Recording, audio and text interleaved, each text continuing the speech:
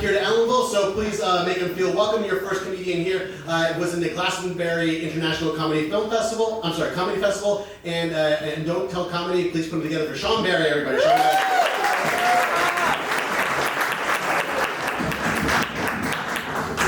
I'm definitely not out of breath from running from the back and setting my camera up right now. How are you doing, Ellenville? Good. It's my first time in Ellenville. I got to walk through everything, and it took me about 3 minutes. It was great. I've seen the whole place. Loved it. It's very quaint, very cute. Have you guys noticed all these weed shops opening up in my apartments? No, it's crazy, right? It's like they're everywhere. I live in Queens, New York, man. So it's just there's more weed shops than there are people at this point. You know, like it's hard to explain. It sucks because like that's New York's plan to save the economy right now. Is the same as every fraternity's. Just Gabby Holt just turned to the lieutenant governor's like, what if we sold some weed? And they're like, hell yeah, brother, that's what we do it, yeah. No, it's crazy. It has to work though, right? It has to work because if not, next up is OnlyFans for New York State. I'm just not ready to see that on Eric Adams, I'm just not ready. Statue of Liberty? I can see her stars and stripes any day of the week because I'm a patriot. Is this a big drug crowd? Yeah. Looking at a drug crowd here means Lipitor and Cialis. Is there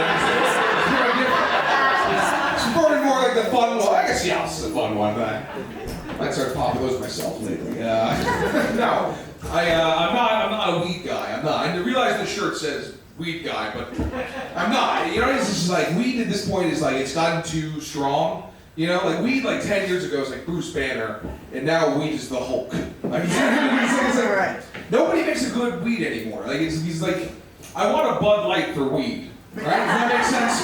Where I can just do 11 weeds and drive home? Like that's what I'm looking for. I've been trying to like open up more about like what's up with like drugs. I'm trying to like experiment my mind. I think that's a good idea. 30, just start doing more drugs. That's what he says. 30. Now's the time to do the hard stuff. That's. No, I did shrooms the first time a couple weeks ago. That's what I know. It was a very disappointing experience. Like I thought it was gonna be like this amazing magical quest I go on. I'm gonna see a unicorn. I'm gonna ride it to my childhood and discover myself, and I'm gonna blossom into a beautiful butterfly. Turns out I got a mild buzz, and I just mansplained the movie Anchorman to a poor lady. Like that's what happened with it for me. I'm like, it's not. It wasn't ideal. The thing is, like everyone's like, oh, like they just tell you not to do drugs. They don't tell you the real side effects. You know what a real side effect of shrooms is? It's a natural diuretic. Oh! Yeah. We're going to poop jokes here, folks. This is, you paid money for this. Yeah, it's a natural diuretic, but it doesn't hit you like immediately, all right? It was the next day. I was out to dinner with a lovely lady, and I felt the gurgle. And then I did, which honestly is the Olympics right now, and this should be an Olympic event. I call it the anus squeeze walk.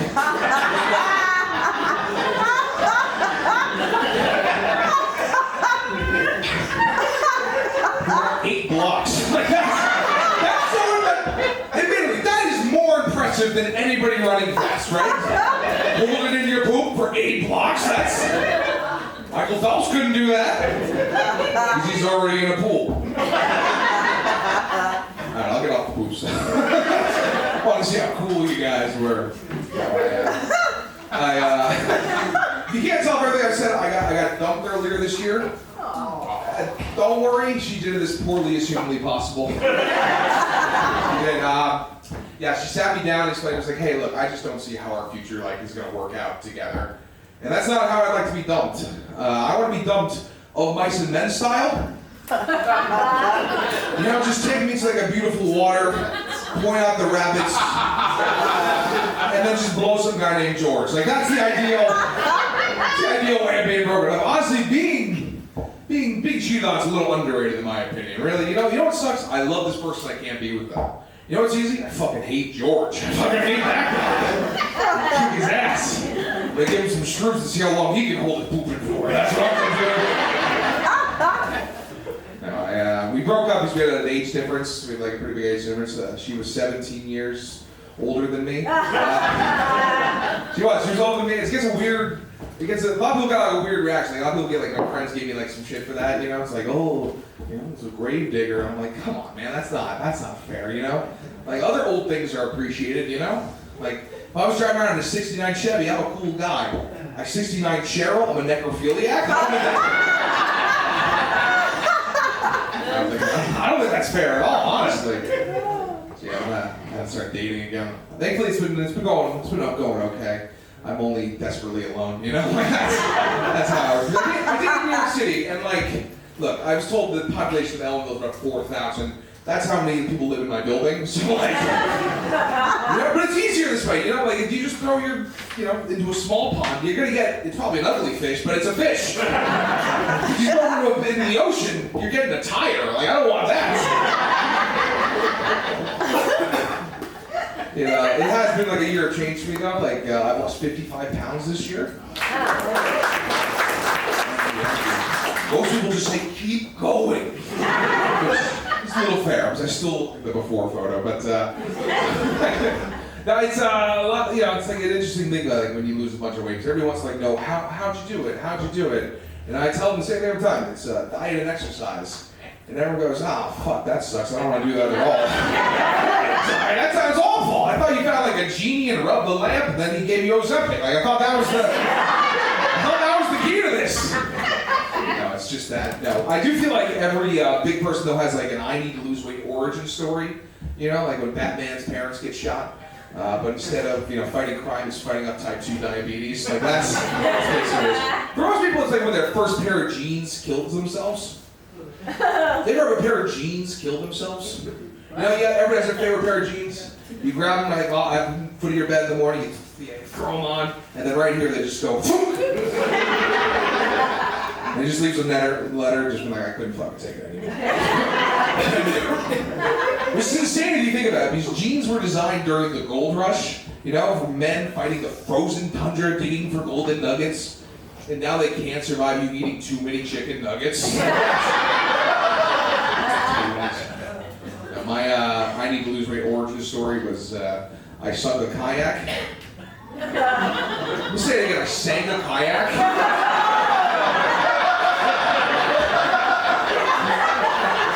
This is a room full of white people. We've been kayaking. Y'all know how sturdy those boys are. And mine just... It's tough. It's a tough realization because it doesn't just sink on you, you know? It puts up a good fight. It really does. It does. You know, you're like, you get you and all your group of other white buddies, you go, let's go kayaking. And then you get in it, and you take the one stroke and go, shit, there's water in the freaking thing. Take another one. Fuck, I think I sold me a bad kayak. Take the third one.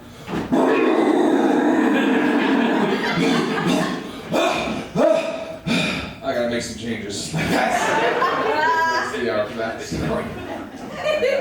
I'm turning 30 this year, and I realize you can't be fat in your 30s. You can't. Right? As every big guy knows, you can either Chris Pratt it, or you can Chris Farley it. No matter what it is. Like, that's the moral of the story. It does not get to the destination you want it to go. It really is what it is. But my problem is, like, I was way too confident when I was even bigger than this, you know? Like, I was, like, a really, like, confident... You know, I was just, like, a hot, fat guy. I don't know how to describe it any other way than that, you know? It's like, I look like Superman if Superman's kryptonite was Twinkies. Like, that's... I don't know how to put it any other way than that. So I was just, like, walking around and be like, yeah, all these ladies want this guy, yeah. That's what I would just think that to myself. It was slightly true, you know? It was slightly true. You realize you just, like, you're on a fucking dating app and it's like, oh, BBL. Big, very large guy. That's all you get. Now I have to like have a personality and stuff. That sucks. Sucks. I'd rather just be. It's much better to be like hot and dumb than ugly and smart. Can we all agree on that? Right? I had to read a book. That sucks. Every day of the week. It's weird because I live in Queens, but I basically all of New York City, and it's just it's a nightmare escape, honestly, at a certain point. Because like, I'm a millennial and Gen Z's taking over, And they have, I'm very pro everything. I'm a whole cool guy. But every now and then you just see a term, it's like, fuck, no one told me this one, Like that's, like you don't get the update, It's like I was a confident guy, so I was at a party a couple months ago, no big deal, I get invited to parties. And I'm talking to this girl for a little bit, and I was like, oh, she's cute, she's nice. I was like, hey, you don't mind, can I have your number, maybe we can go on a date sometime? And she goes, no, sorry, I'm a sapiosexual. What? And I walked away and I said, what the fuck is that? So I Google it. Sapiosexual is someone who's attracted to somebody of high intelligence. Which means she talked to me for 15 minutes and said, this guy's a fucking idiot. Which is honestly way worse than being ugly. Honestly, I gotta tell you, that's She's like, I can fix this with the Planet Fitness membership. To fix this, I gotta read Infinite Jest or something. That's not fun at all. I don't know, it's, you guys have best friends? Yeah. Yeah. And he was a weird, lonely guy. I guess that's what I'm looking for. No, it's best friends. I met most of my best friends in kindergarten. Honestly, I really did. It's just only because their parents bought a house where my parents bought a house. That's kind of like male friendship in a nutshell. So now that I'm 30, in my 30s, and kind of broke, I'm looking for a sugar bro. That's what I'm looking for. I'm just looking for a dude with some money and finance. That's what I'm searching for. This new buddy. I can be the turtle of his entourage. That's what I'm willing to be for him. Yeah. I'm tired of just it's hot as hell in New York City, and me and my buddies, we hang out in a kiddie pool in Bushwick. That's one finance bro with a coke problem. We're going down to the Maldives for the weekend, boys. That sounds pretty good, right? I almost had new buddies the other day. I really did. I had a dude one night stand. How many says I had a dude one night stand? I was on my phone in a bar, and I pulled it out, and I was like, oh, and it was let's check my gambling app. And the guy goes, yo, bro, what do you got money on? And I was like, the Mets to lose, tight. And then I went home with him. And I swear to God, I wish I had sex with him instead of what we actually did. Because it's less embarrassing in my head. Instead of me sitting up to 3 in the morning smoking weed out of his bong and playing FIFA. That's way more embarrassing than me challenging my sexuality. And the absolute worst part, he hasn't texted me back. Can't you? They like you for the night. Just not a Sunday morning guy, I guess.